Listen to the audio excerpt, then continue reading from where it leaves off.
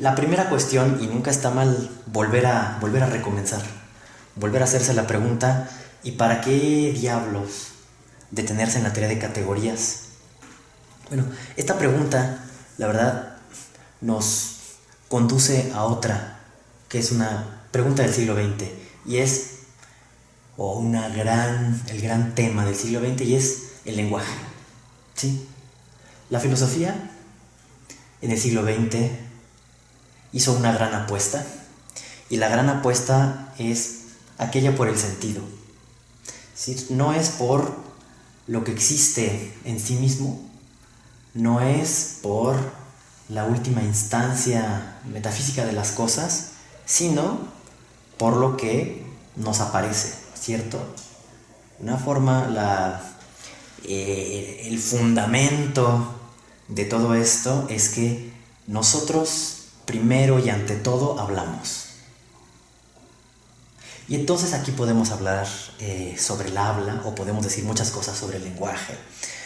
Podemos hacer hipótesis, y en eso, y los diferentes caminos respecto al lenguaje son lo que constituye el accidentado mapa del siglo XX. Pero una de las primeras preguntas sobre el lenguaje en el siglo XIX es: ¿no será que el lenguaje es una simple estructura? Una estructura lógica, ¿sí? Una estructura que podemos comprender o bien a partir de su formalización lógica, con preposiciones, proposiciones, y sus reglas de construcción y las reglas de combinación. Por ejemplo, podemos tener elementos últimos, que son estas famosas proposiciones, y luego podemos tener forma de relacionarlas, por ejemplo, a partir de conectores, y, o, la implicación. Son lo que ustedes recuerdan del cálculo proposicional más simple. Y tenemos formas para elaborar bien las proposiciones, y después tenemos reglas para combinar estas proposiciones, y luego tenemos reglas para hacer implicaciones, es decir, ¿qué se sigue de qué? La lógica la podemos ver como, desde dos puntos de vista, como a partir de un sistema de dos valores, falso y verdadero, podemos realizar ciertas transformaciones tal que se preserven estos valores. Cuando nosotros hacemos los famosos silogismos, lo que queremos ver es qué se sigue de qué, y cómo poder hacer un razonamiento tal que si las premisas son verdaderas, entonces la conclusión también lo sea. Entonces podemos ver la lógica desde el punto de vista de la semántica, es decir, de la verdad, de los valores de verdad, o podemos ver la lógica también a partir de, que están relacionadas desde luego, a partir de qué se sigue de qué. Si yo digo cierta cosa de cierta manera, se sigue otra. Y si yo digo tal cosa y tal cosa, que son mis premisas, yo puedo concluir que tal cosa. Entonces, esta es una forma quizá bastante elemental y bastante pobre a nuestros ojos, pero es una forma, sí, de preguntarse sobre el hecho de que el mundo sobre el cual hablamos, el mundo de las cosas y de las relaciones, y para ponernos muy ontológicos, los entes, y lo que decimos sobre los entes se puede expresar en un lenguaje formal. Y esta es la gran empresa logicista, ¿sí? Es una sospecha, ¿sí? No la podemos desautorizar, podemos decir que es incompleta, pero no podemos negar el hecho de que desde que hablamos seguimos ciertas reglas, y hay algo de orden en todo eso. Nunca o más bien constantemente en la filosofía ha existido esta gran pregunta por el ser, y la pregunta por su expresión. No solamente nos interesa el ser, sino nos interesa decir algo sobre el ser, expresar algo sobre el ser. Y en eso, podemos decir, ¿qué es lo que nos interesa? Lo que queremos es mostrar las categorías en las cuales los seres se distribuyen, o queremos mostrar cómo se relacionan las cosas entre sí, ¿O queremos saber cuál es la última instancia sobre lo cual todo se predica como la sustancia? ¿O queremos hablar de ese todo en el cual aparecen las cosas que llamamos el universo y del cual las cosas serían solamente elementos? ¿O queremos hablar hegelianamente de los procesos y de ver cómo el ser consiste más bien en el movimiento de los pensamientos y en la concatenación de los pensamientos? En todo eso, en decir el ser, o en pensar el ser, o en mostrar la relación entre el ser, el pensamiento y el lenguaje, nos surgen dos cuestiones, la del orden y la de la expresabilidad. Porque bien podríamos decir, es que no podemos decir nada y lo que más vale es guardar silencio. Podríamos quedarnos perfectamente en silencio. Quizá, no sé. Uy, a ver. ¿Qué es esto? Seguramente publicidad. Ah, no, es del trabajo, bueno. Pero esto también es trabajo. Muy bien. Entonces, hemos hecho varias apuestas. Hemos hecho sistemas metafísicos, sistemas categoriales, desde los aristotélicos a los medievales, hasta las categorías de Kant, hasta la ciencia de la lógica hegeliana. Hemos hecho estas empresas logicistas para capturar lo que hay de orden y de expresabilidad en el ser. Pero el consenso del siglo XX es que todo esto pasaba por el lenguaje. Entonces vimos el ejemplo de la lógica y ahora podemos tomar el otro extremo, que no es otro extremo porque confía también en la lengua, pero es la hermenéutica. La hermenéutica, si tomamos la expresión heideggeriana, saltándonos un poco los antecedentes en Hamann, en Humboldt, desde luego Dilthey y la idea de la comprensión, y tomamos ya la cosecha, y por supuesto Husserl, la cosecha, si tomamos la cosecha ya en Heidegger, lo que diremos es que, incluso más elaborado y más simplificado en términos de Gadamer, es que el ser que puede ser comprendido es el ser del lenguaje. Entonces, en este sentido, lo que nos tenemos que preguntar y lo que nos preguntamos es ¿cómo debemos comprender el lenguaje?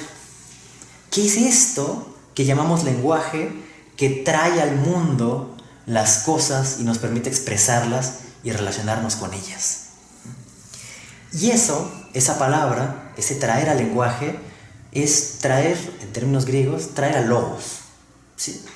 Ahora, recordemos bien que logos en griego, solamente para mantener una riqueza lingüística, no solamente significa lenguaje, sino también significa habla y palabra. Y también significa razón, dar razón de algo, y también significa el tema del que se está hablando. O también razón o proporción.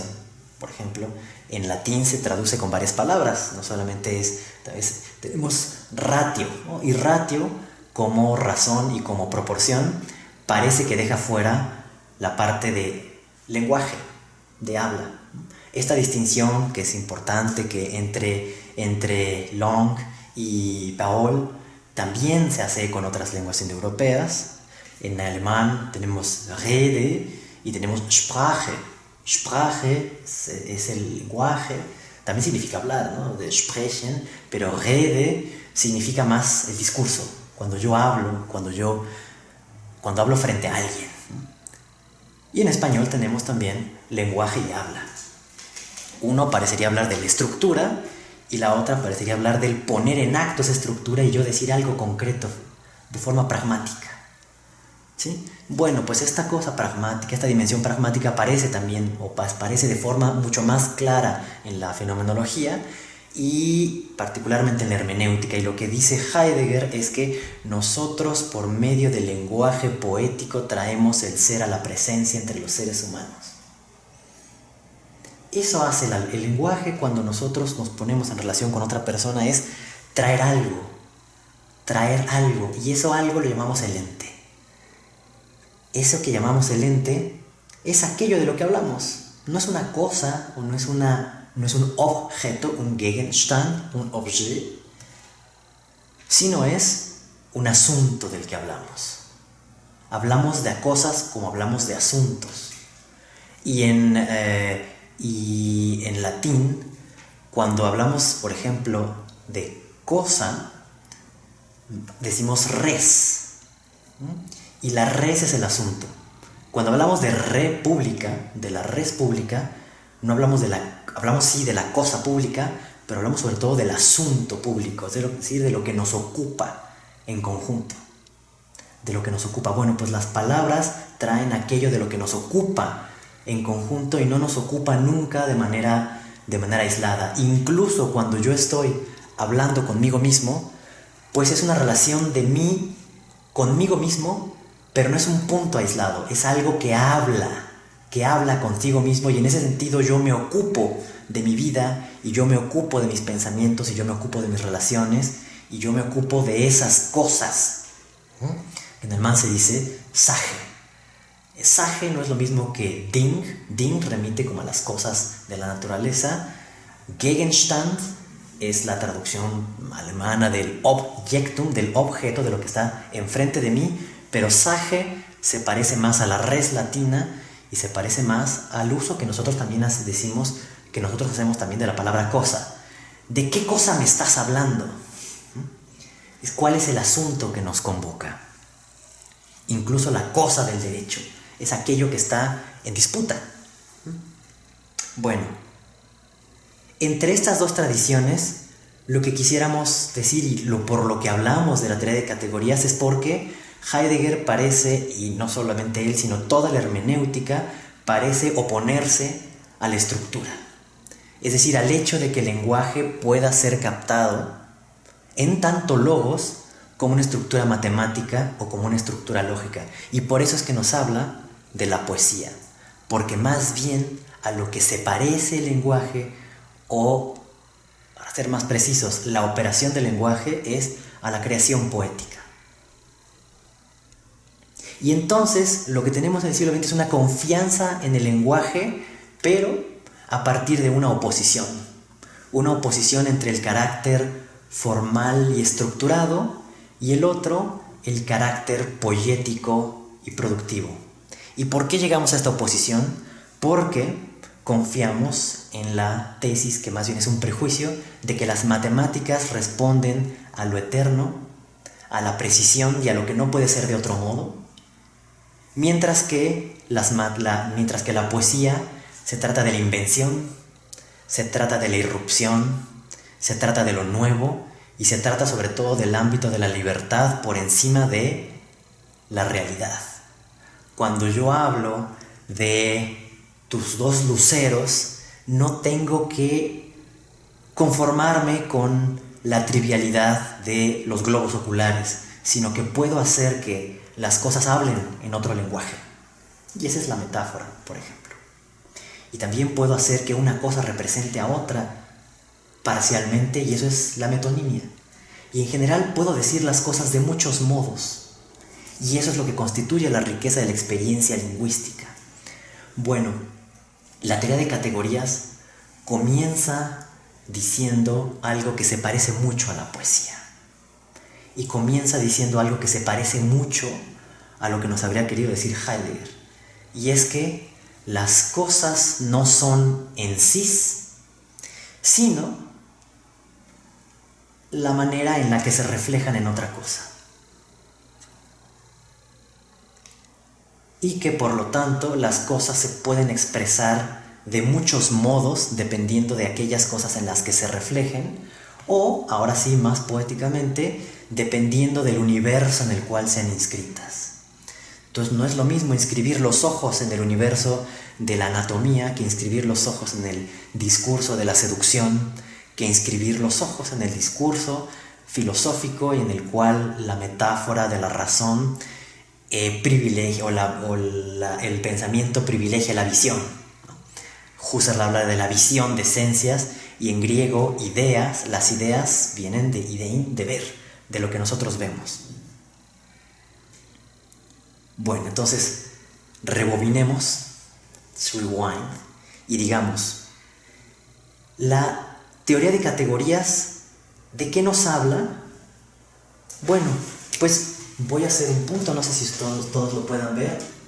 Vamos a poner simplemente un punto. Y vamos a decir que ese punto es un ente. Los puntos de la teoría de categorías son entes, son asuntos de los que hablamos. Ahora podríamos decir, ¿esta cosa qué es? La teoría de categorías lo que nos dice es algo muy parecido a lo que podrían haber dicho Hegel o Schelling o incluso Heidegger, que no hay cosas en sí. Si hubiera una cosa en sí, yo estaría obligado a decir qué es ese punto. Podría decirles, es un átomo, es una proposición, es un individuo. ¿Qué es lo que existe en última instancia? ¿Cuál es la base sobre la cual todo descansa? Y lo que dice la teoría de categorías es, no puedo decirlo. Estamos en una especie de abismo ontológico en el cual no podemos decir de qué están hechas las cosas. Es decir, bueno, puede ser lenguaje y la teoría de categorías dice, empecemos por ahí. Empecemos por esta idea de lenguaje. Empecemos por esta idea de que el lenguaje es un sistema de signos que nos permite expresar relaciones. Y quedémonos ahí, no digamos más, ¿sí? No digamos cosas que son incorrectas, como que la matemática tiene que, la esencia de la matemática es la medición, o la esencia de la matemática es el número. No. Quedémonos en el hecho simple, quedémonos en la mera consideración de que lo matemático es el logos, en tanto estructura. Ya, digamos ahí, algo, en tanto que tiene una cierta estructura o un cierto orden, pertenece al orden de lo matemático. Por lo tanto, patrón, secuencia, forma, figura, estructura, todo eso forma parte de lo matemático.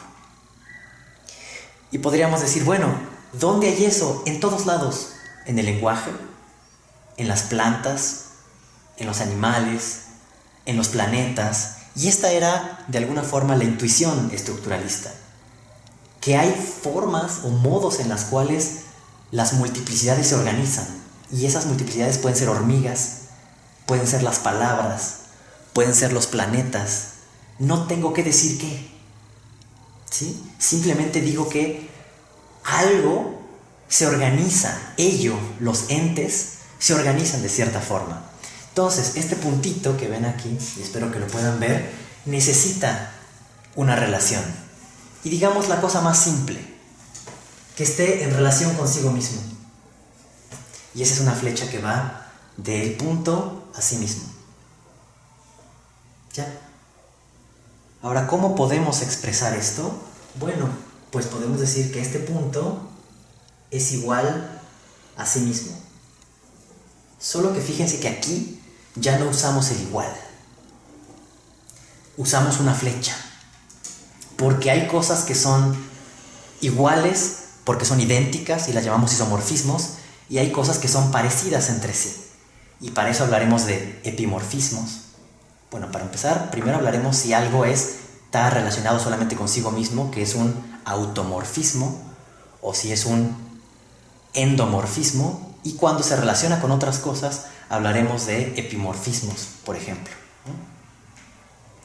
Pero quedémonos aquí. ¿Qué es lo que tenemos en esta cosa tan básica de puntitos y flechas? Pues que tenemos algo que podemos llamar un ente y tenemos algo que podemos llamar una relación. Ahora, ¿qué es eso? Bueno, digamos, pongámonos muy filosóficos y digamos que no nos interesa por ahora qué es algo, sino simplemente el hecho de que es. ¿Sí? No preguntemos si la taza es azul, sino preguntémonos qué significa el hecho de que la taza sea. Pues significa que está ahí. ¿Qué significa que una taza es? Pues que está ahí. Si está ahí, tiene que estar para alguien. Pero vamos a ahorrarnos este asunto, vamos a poner entre paréntesis este asunto del objeto, sujeto, y pensemos solamente en la taza. Hagamos abstracción y digamos solamente taza. Y digamos que la taza es esto, un punto. Pero la taza no puede hablar sino en cuanto y en tanto está relacionado con algo más. ¿Cómo nos aparece la taza? Pues la taza nos aparece como capaz de contener, o nos aparece como algo encima de la mesa, nos aparece algo en tanto que algo. Pero otra vez decimos la taza es tal, o la taza está sobre, o la taza pesa, o la taza algo. Si digo taza, bueno, solamente tengo un puntito. Digamos que vamos a limitarnos al hecho de que la taza es. La taza solamente es. Pero que la taza sea, significa al menos que la taza es la taza. ¿Sí? Una taza es una taza. Y no les sorprenda que Heidegger, cuando está hablando del ser, llegue a estas tautologías. La nada nadea. Bueno, pues estas tautologías significa que cuando no queremos hablar de qué son las cosas, sino del hecho de que son, no podemos evitar una referencia. Y esta referencia es, por lo menos, la referencia a sí mismo, y es esta cosa tautológica donde ponemos un punto, flecha que va a ese mismo punto, o si quieren, un punto es igual a otro punto, o si lo quieren en términos lingüísticos, un punto es un punto, o si lo quieren todavía más lingüístico, X es X. Y llegamos al punto central de la ontología, que es el es. Bueno, pues este es significa ya en todo momento y desde el primer momento relación. Por lo tanto, no es algo aislado, no es un mero punto que está ahí extraviado, sino es un punto relativo. Aunque no sea más que relativo a sí mismo, es un punto relativo. Y el ente es siempre capaz de relación. Y no solamente capaz, sino siempre relación. Entonces podríamos decir, esta flecha puede ser estática o puede ser dinámica. Puede ser está siendo, o puede ser es en este momento. O está haciéndose, si lo quieren poner en acusativo. Y todo eso nos permite el punto y la flecha. Ahora, si ya dijimos que la flecha es una manera de hablar del es y del igual, pues entonces estamos hablando de dos cosas. Número uno, del ser, y otro, este igual, de la identidad y de la diferencia. La teoría de categorías, en su concepción más elemental, de lo que nos habla es qué significa ser. A partir de la relación, y la relación como identidad y diferencia. Y que además será muy rica, porque veremos que no se habla de igualdad o diferencia, o de mera identidad y diferencia, sino se habla de diferentes tipos de equivalencia. Yo puedo pasar de un lugar a otro, una cosa se puede transformar a otra, un conjunto puede relacionarse con otro, y eso no tiene que ser simplemente o idéntico o diferente, sino tiene una diversidad de maneras. Entonces lo que primero hacemos es decir que los entes no son últimas instancias. Dos, decir que no hay en sí y que el único en sí ya es una relación. Y tres, que al no haber una última instancia, resulta que este puntito que pusimos acá, en realidad, si yo me acerco con un microscopio y lo expando, puede revelarme una estructura interna muy rica. Yo no estoy diciendo que el punto que elegí, lo que se convirtió en mi asunto, sea la última instancia. Lo que estoy diciendo es que en el plano y en el contexto o en el universo en el que estoy hablando, es un singular. Pero puede ser un singular que esté compuesto por muchas cosas. Entonces yo puedo expandir este punto y mostrar que es en realidad complejo. Y esto que es un punto en otra categoría, lo puedo también expandir y demostrar que tiene otra estructura. Entonces no hay última instancia.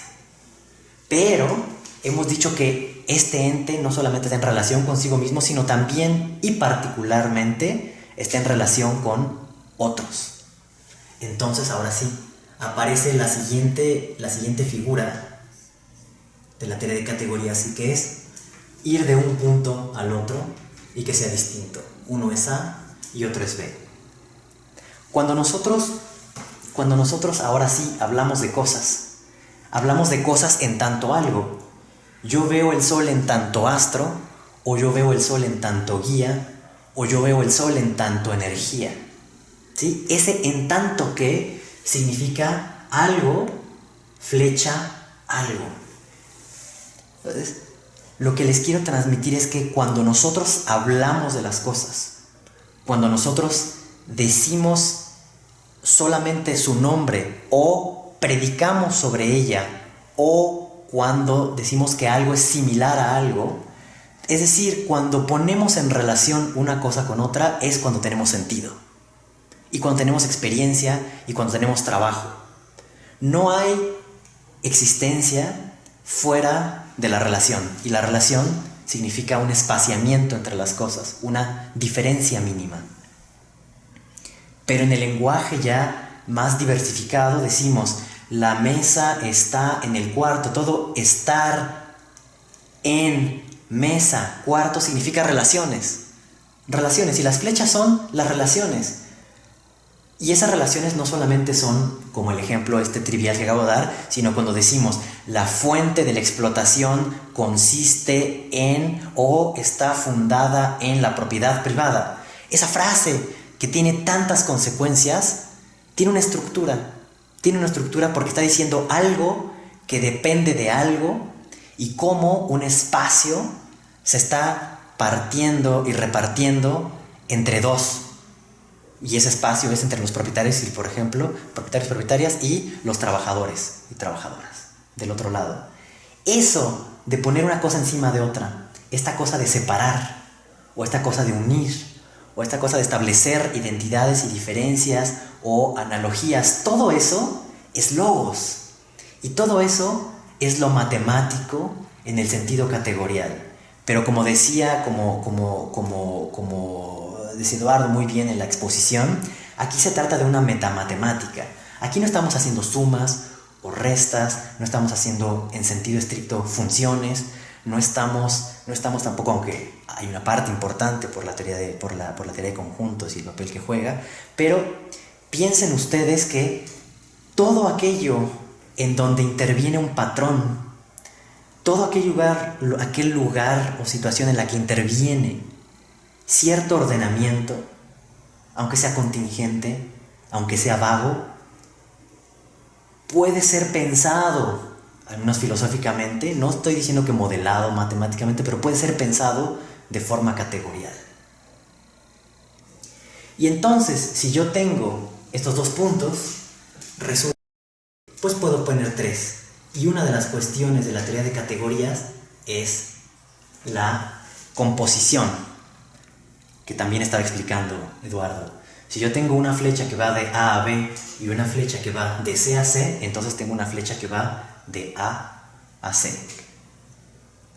El ejemplo más simple al cual estamos acostumbrados es que, bueno, si A es mayor que B y B es mayor que C, entonces A es mayor que C. ¿No? Es lo que entendemos como transitividad, pero no basta ahí, no se termina ahí. Lo que estamos diciendo es que cuando nosotros relacionamos las cosas, si yo relaciono A con B y yo relaciono B con C, puedo pegar A con C.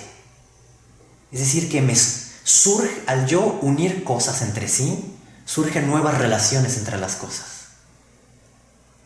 Es decir, que yo no puedo introducir una relación sin que al mismo tiempo se me relacionen otras más.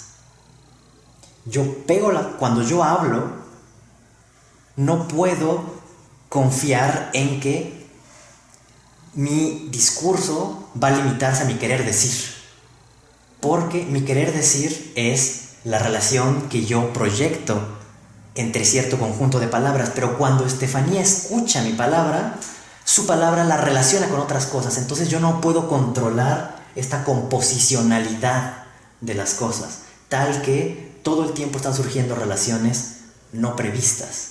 Al introducir una relación en un sitio, surge otra relación en otro sitio y surgen un conjunto de relaciones. Ahora, una cosa interesante de la teoría de categorías es que bien puede razonar como este punto A y este punto B pueden ser también conjuntos. Ahora, para no caer en el error o en la limitación de pensar que estamos hablando de teoría de conjuntos, es que se introduce clases. ¿Qué significa clase? Bueno, pues es la visión más no axiomatizada de un conjunto, es decir, tener una multiplicidad de palabras, de personas, de átomos, de comportamientos. Simplemente tienes una multiplicidad. Pero nunca tienes una multiplicidad sin estructura, y ese es el siguiente punto. No hay multiplicidades puras, siempre hay multiplicidades que están ordenadas de cierto modo, ¿no? Y es por eso que tenemos esta flecha en la cual estamos produciendo todo el tiempo estructuras a partir de estructuras, o sea, transformaciones. ¿Qué es una flecha? Bueno, las flechas se llaman también mapas. Mapas que preservan estructura. ¿Qué es eso? ¿Qué es un mapa que preserva estructura? Bueno, tomemos el ejemplo simple de un mapa. Cuando ustedes hacen un mapa de un territorio, lo que ustedes quieren es preservar algo para poder hacer algo con ese mapa. Pero no es lo mismo un mapa para caminar que un mapa para navegar, que un mapa para calcular el área. Entonces hay mapas, si pensamos en la proyección de una esfera, que es nuestro planeta, más o menos, a un plano, que es un mapa, pues resulta que una esfera no cabe en un mapa. Tengo que deformarlo, ¿cierto? Bueno, esa es una flecha, esa es una transformación. Proyectar una esfera sobre un plano para hacer un mapa mundi, eso es una flecha. ¿Cuál es la A? La esfera, el planeta Tierra, con sus continentes. ¿Y qué es B? El mapa que hicimos. Y la flecha es la operación que asigna los puntos de la esfera a puntos en el plano. Pero como 3 dimensiones son más grandes que 2 dimensiones, entonces no cabe la esfera y por lo tanto hay que dejar puntos fuera o hay que realizar deformaciones, y por eso es que hay tantas proyecciones. Ustedes conocen la Mercator, que es la que utilizamos, pero hay muchas otras. Hay cónicas, hay otras cilíndricas, hay otras que toman así como triángulos con geodésicas y crean una especie como de rompecabezas. Hay muchas formas, y eso es justamente lo que estábamos diciendo de la matemática respecto a la poesía. Hay muchas formas de proyectar una esfera sobre el plano, y en general hay muchas formas de expresar una cosa en tanto que otra cosa, o hay muchas maneras de poner en relación las cosas para que se expresen. Entonces la flecha la podemos ver como el ser en tanto que expresión, es decir, en tanto que relación, y relación en tanto que expresión y también transformación, porque las flechas pueden ser estáticas o pueden ser dinámicas, pero son ante todo eso, mapas. Y bueno, pero lo importante del mapa no es el mapa, es decir, B, sino la flecha, el tránsito de un lugar a otro. Y como lo dijo extraordinariamente Eduardo, se trata de caminos. ¿Cómo trazo caminos de una cosa a otra? Que son transformaciones, o que son movimientos en un mapa, o que son de un ordenamiento a otro ordenamiento. Un cambio de régimen es un morfismo. Un cambio de estado es un morfismo. Aplicar una función y sumarle 3 a los números naturales es otro camino. Y lo que hacemos con la teoría de categorías es trazar caminos entre los asuntos. Y estos caminos pueden ser caminos que recorremos en sentido estático o camino que recorremos en sentido dinámico. Va a decir, bueno, pero recorrer ya es dinámico. Sí, siempre es dinámico. siempre es dinámico, pero podría ser simplemente que comparáramos dos cosas y viéramos que son iguales, o diferentes, o equivalentes en cierto sentido, o podría ser que viéramos cómo se transforma una cosa en otra. Bueno, eso es la riqueza, esa es la riqueza de la flecha. Entonces, esto que ven aquí, esta estructura mínima de 3 elementos, empieza a parecerse a lo que decía Peirce. Empieza a parecerse a estructuras mínimas que operan en la inteligibilidad y en nuestra experiencia del mundo. Entonces, la ventaja de la teoría de categorías es que nos permite una concepción de lo ente y de las relaciones entre lo ente a partir de una manera muy rica de pensar la identidad y la diferencia, sin tener que confiar en una última instancia por arriba ni por abajo, es decir, ni elementos últimos ni totalidades, sino son diferentes cortes, y esos cortes son contextos o universos o categorías. Y esos puntos pueden ser objetos o pueden ser colecciones de cosas. Entonces puedo ver no solamente la relación del martillo con el clavo y con la pared y con el cuarto, sino puedo decir que un punto son todas las herramientas y ver qué puedo hacer con todas las herramientas respecto a todos los materiales. Y ese puede ser A, todas las herramientas, y B puede ser todos los materiales, el concreto, la madera, el plástico, etc., ¿no? O puede ser la relación de los hombres y las mujeres. Puede ser también la diferencia sexual. ¿Sí? Pero ¿de qué estamos hablando?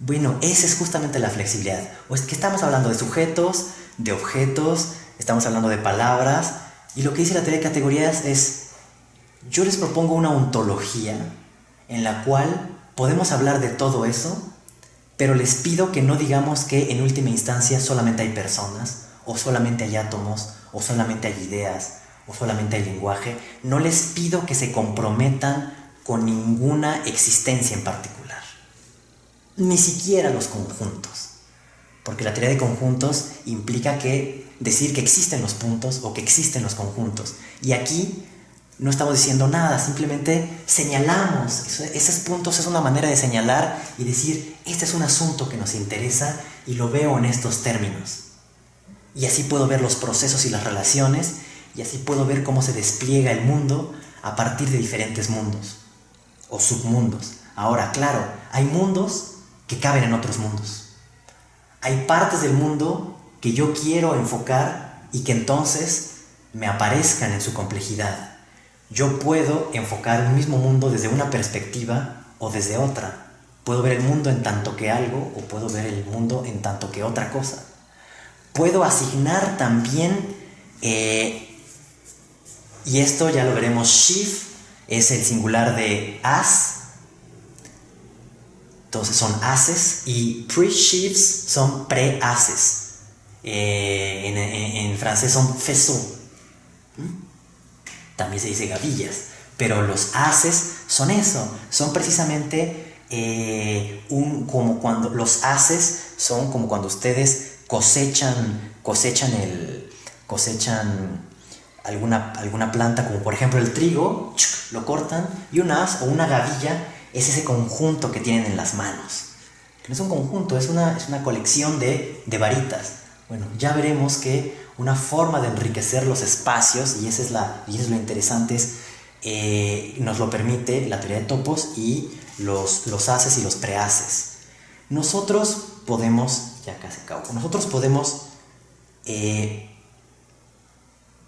entender un objeto cubriéndolo con otros objetos. Es lo que hacemos cuando medimos, ¿no? Nosotros queremos medir las cosas para ver si va a pasar el mueble por la puerta de mi casa. Pues entonces, ¿qué hago? Le asigno mi mano, por ejemplo, o mejor aún, una medida que llamo metro o centímetro, y la cubro ese mueble con mi metro y digo, cabe 3 veces y media. Y luego voy y cubro mi pared, mi puerta con ese mismo metro y digo, cabe media vez. Entonces, sin tener que, si yo estoy en la tienda, sin tener que ahí con el carpintero, sin tener que llevar el mueble a la puerta y ver si cabe o no, por un tercero yo cubro esas dos cosas y las vuelvo compatibles y puedo saber si pasa. Otra forma más topológica de cubrir es, bueno, supongamos que yo tengo una esfera y yo quiero sacar su área, pero yo no sé más que sacar el área de los cuadrados. Yo no sé cómo sacar áreas curvas. Bueno, entonces supongamos que hago un cuadrado chiquititititititito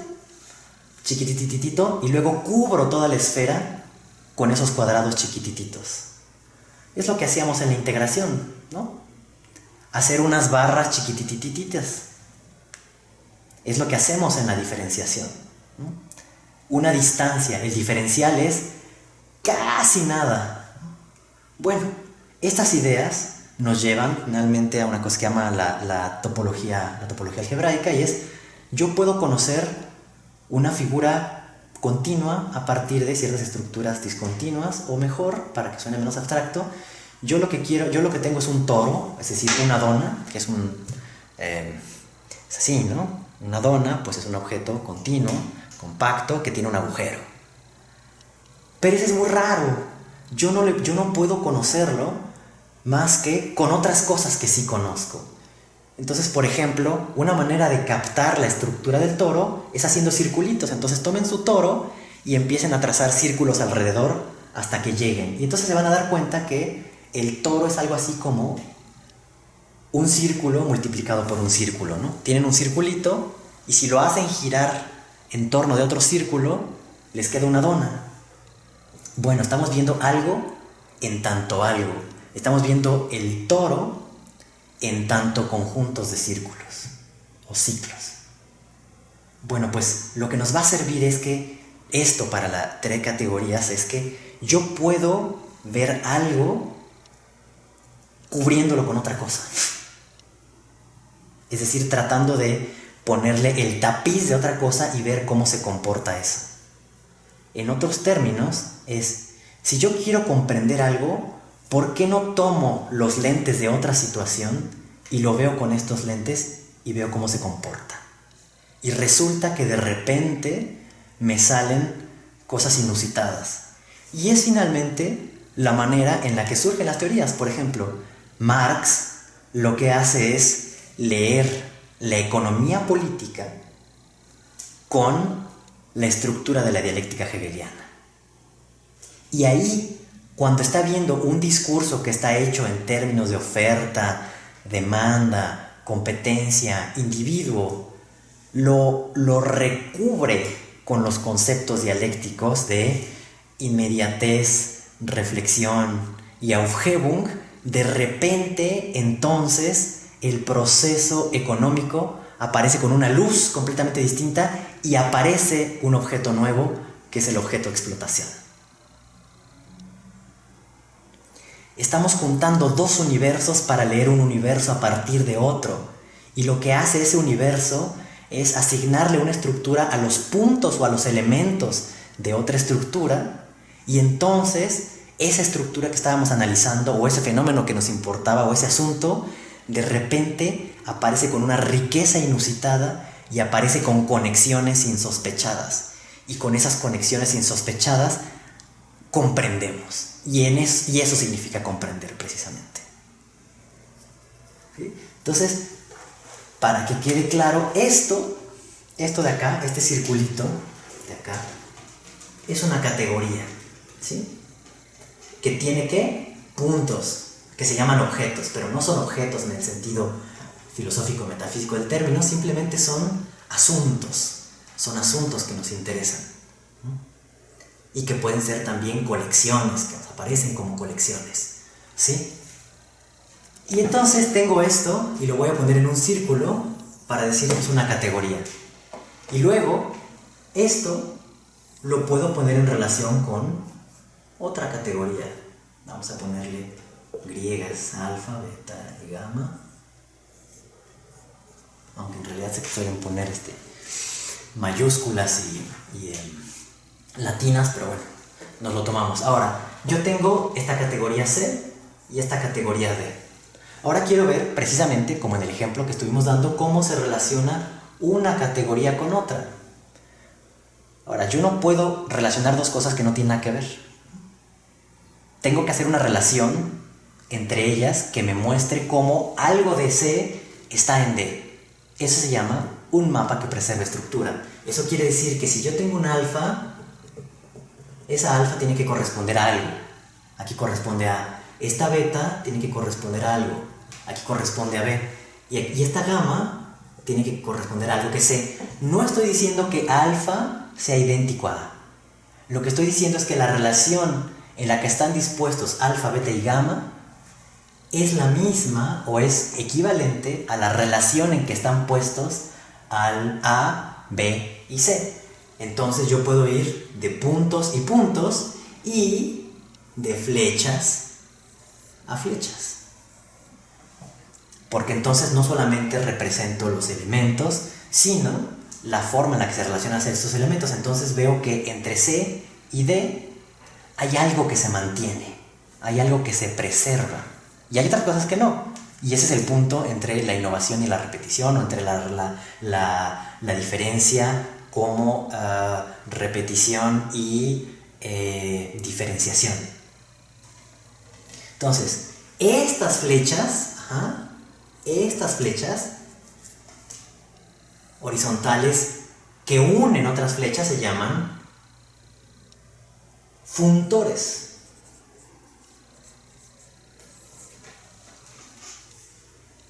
Simplemente. Y las relaciones entre los funtores, estas flechas verticales, se llaman transformaciones naturales. Entonces simplemente tenía yo un puntito y lo relacioné con otra cosa. Ya. Y eso lo llamé una categoría. Ahora eso quiero relacionarlo con otra cosa, es decir, con otra categoría. Y entonces me surge un funtor. Pero ahora yo quiero relacionar los funtores entre sí. Pues entonces me surge una transformación natural. El objetivo último de la transformación natural, que es lo que empieza explicando Rokogan en este capítulo, es cómo yo meto una categoría en otro espacio más amplio para poder relacionarlo con otra estructura más rica. Ese es todo el asunto. ¿Cómo puedo meter yo mi pobre relación de dos elementos en otro espacio tal que yo pueda relacionar eso con otra estructura parecida pero mucho más rica? La idea aquí no es relacionar cosas simplemente porque se parecen, sino porque al asociar dos cosas me aparecen objetos, me aparecen relaciones y me aparece una nueva riqueza, o al revés, olvido cierta riqueza para poderme concentrar en ciertos detalles. Entonces no es lo mismo, por ejemplo, estudiar la pobreza en términos de ingreso que estudiar la pobreza en términos de capacidad adquisitiva respecto a una canasta básica, que estudiar la pobreza respecto al ingreso, pero a partir de la comparación no entre individuos de una población solamente, sino entre los individuos de la población de todo el mundo. Es decir, su parte dentro del Producto Interno Bruto comparado con otros países. ¿Sí? Los términos en los que pongo las comparaciones son los términos en los que me aparece el propio fenómeno. Y los términos y las variables en las cuales yo defina la pobreza me permitirán decir que hay o no pobreza en tal medida y si hemos mejorado o empeorado. Lo mismo para la equidad, lo mismo para la justicia. Y no tiene que ser en términos numéricos, tiene que ser en términos formales. Esto no es tan formal como diagramático. Y lo diagramático posee el elemento lingüístico, pero sobre todo el elemento geométrico. No es necesario hacer solamente este tipo de diagramas. O sea, filosóficamente uno podría desarrollar sus propios diagramas y podría quizá incluso cuestionar ciertos axiomas. la conmutatividad o la asociatividad, bueno, no todos hay diagramas que conmutan y hay diagramas que no conmutan, pero dentro de los axiomas mínimos y realmente mínimos comparados con las axiomatizaciones de otras matemáticas genéricas como la teoría de conjuntos, es muy básica.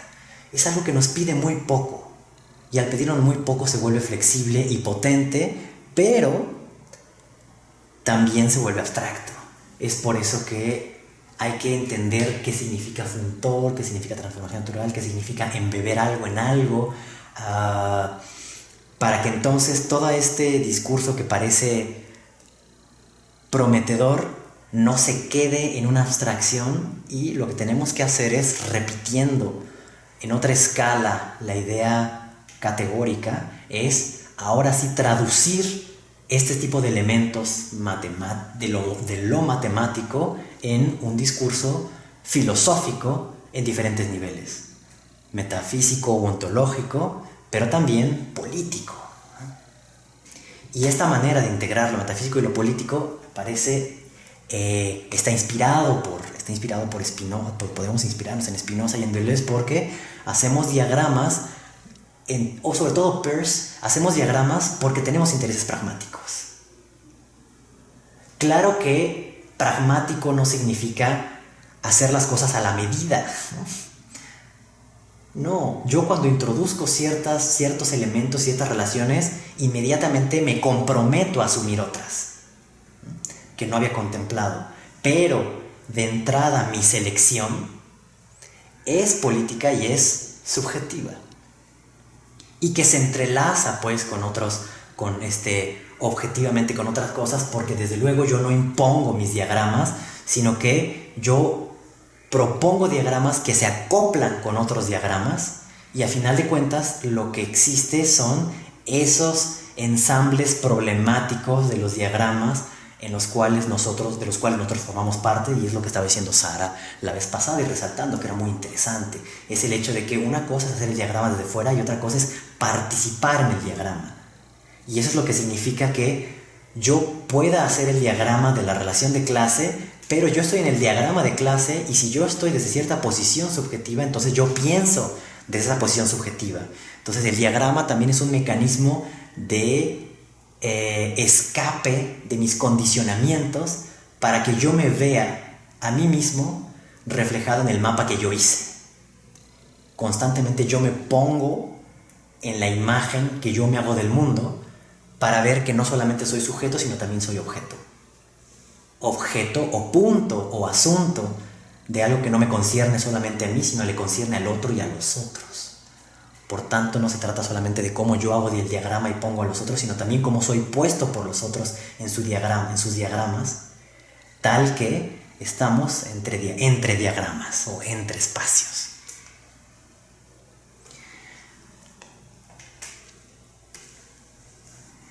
Bueno, yo sé que me colgué muchísimo, pero ¿les parece viable? ¿Les parece sensato? ¿Les conectó con algo de los diagramas de esta sesión?